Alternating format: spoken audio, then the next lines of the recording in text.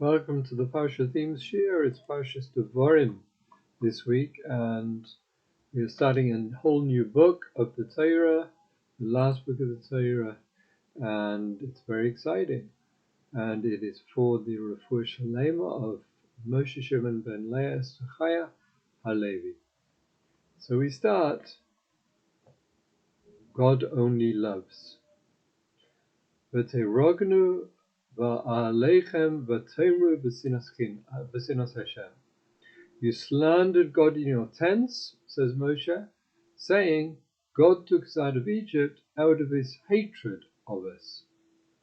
So until the final redemption, when there will no longer be any obstacles impeding the full revelation of God's goodness, opportunities will unfortunately remain to mistake God's love for us for cruelty. Our challenge until the Messianic era is to remain fully aware that God is at all times manifesting his love for us, even if it occasionally appears exactly the opposite. Remaining conscious of this love will inspire us to reciprocate it by fulfilling his will to our utmost ability. This, in turn, will eliminate the last remaining impediments to the final redemption. Now, the path to redemption. The Pasuk says, V'tamru es pi Hashem. Moshe told the people, you rebelled against God's command and willfully ascended to the mountain. These Jews had repented from the sin of the spies and now wanted to ascend to the Holy Land. Why was this wrong? We are taught that nothing ever stands in the way of teshuvah, repentance. The answer is that the land of Israel could only be conquered with the ark's presence and Moshe's leadership. Teshuvah could erase the sins of the people, but it could not change the procedure necessary to acquire the land. Since these people were unwilling to submit to Moshe's leadership and wanted to conquer the land on their own, therefore God rejected their initiative. The same is true in our day. The Torah has prescribed a precise procedure for the Messianic redemption, as well as for all forms of personal redemption. Any attempt to bypass steps in the redemptive process is doomed to failure. Hastening the redemption, just like success in any endeavor, is possible only when our approach conforms with God's plan. Hence, the importance of studying the Torah ourselves and seeking out the guidance of qualified Torah scholars in all aspects of our lives. Now, time to move on. Hashem Elokeinu diber eleinu. Hashem spoke to us in Horeb, saying, you have long enough stayed at this mountain, turn away and take your journey. The mountain we're talking about is Mount Sinai, scene of the most monumental event in human history, God's revelation of his wisdom and will to man. Still, God says, you've been hanging around this mountain long enough, move on. In our lives, we also have moments, days or years of revelation, times when we learn and grow and are enriched. But the purpose must always be to move on, move away and carry the enlightenment and enrichment to someplace else, some corner of creation that awaits redemption. That's the Lubavitcher Rebbe. Now, adjusting our vision. At an airport, that mindset and approach are critically important. It protects people and prevents danger. But if we leave the airport and continue to look at people and life that way, it doesn't protect, it destroys. When we begin to approach people as if they are passing through our security, when we scan their words for problems, look for inconsistencies, and collect evidence against them, we aren't safer. Instead, we and our relationships are in danger. The Torah teaches us that the way we see determines the way we live. The Arizal taught that every Hebrew month corresponds to a different part of the human body. The Bnei Yisachar explains that the months of Tammuz and Av correspond to the right and left eyes. But what does that mean? As Moshe begins his final message to the Jewish people in Sefer Devarim, he reviews their history and reminds them of the episode of the spies. He says, you all approached me and said, let us send men ahead of us to investigate the land. Yet this seems to contradict the way the Torah describes the story in Parsha Shalach. There, Hashem tells Moshe, send men. So who initiated the mission? Was it the people or was it Hashem? The Ramban explains that there is no contradiction. The people first requested that spies be sent. Moshe agreed with the idea, and Hashem then gave his approval and established the proper guidelines. Sefer Devarim describes the beginning of the process, while Parsha Shalach describes Hashem's authorization. The Malbim, however, notices something even deeper. He points out that the Torah itself uses different words to describe the mission. In Sefer Devarim, the people ask that the spies should v'yachbaru lanu es ha'aretz, dig into the land. Later, they are described as v'yaraglu osa, spying on it. But when Hashem commands Moshe in Parsha Shalach, the Torah repeatedly uses a different expression, lasur es ha'aretz, to tour the land. The Malbim explains that these were not simply different ways of describing the same assignment. They represented two fundamentally different approaches. Hashem wanted tourists, the people became spies. Hashem had already promised that Eretz Israel was a good land. He did not need an intelligence report. He did not need them to uncover weaknesses in his plan.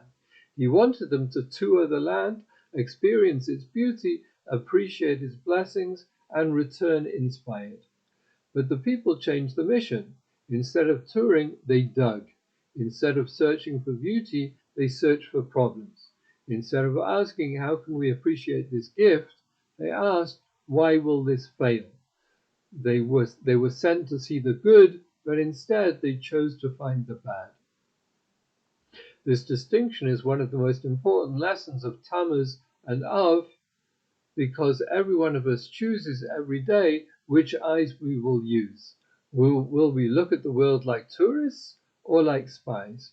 A tourist enters a new place and looks around with wonder. They notice beauty, appreciate details, and are curious. They want to listen, learn, and remember the moments that inspired them. But a spy enters the same place looking for vulnerabilities. They search for what is wrong, what is dangerous, and what confirms the suspicions they already had. The difference is not what they see, it is what they are looking for, and this applies most of all to the way we see other people. Too often we become spies in our relationships, looking for and noticing flaws, failures, and mistakes. We become experts at collecting evidence about what someone else is doing wrong. But what if we approach people instead as tourists? What if we looked for what is beautiful in others? What if we looked for what others did right, the best of who they are, the good in them, and what we have in common? What if we became curious about another person's story before we became critical of their behavior? Many people enter conversations with the goal of winning. It could be an argument between a husband and wife, a business negotiation, or a debate with a friend. But the common theme is that we all want to win. Instead of trying to win, we should seek to connect instead. One of the strategies that empowers connection is curiosity. We should approach every conversation with something to learn, not something to prove. Turn your mind from outward to inward and keep your analytical side engaged. Ask yourself questions like, where is this coming from? What is driving them to say this? What experiences shaped their perspective? What information am I missing? Get in the habit of becoming curious about the source of the request or statement. Curiosity is the antidote to defensiveness. When you're genuinely curious about someone's perspective, they feel safe to share it. This creates a foundation for real dialogue, and connection becomes possible. The sages teach that the second Beis Hamikdash, the second temple, was destroyed because of sinas china, baseless hatred. Hatred does not usually begin with hatred. It begins with the way we see. It begins when we assume motives instead of asking questions, and when we interpret instead of understand.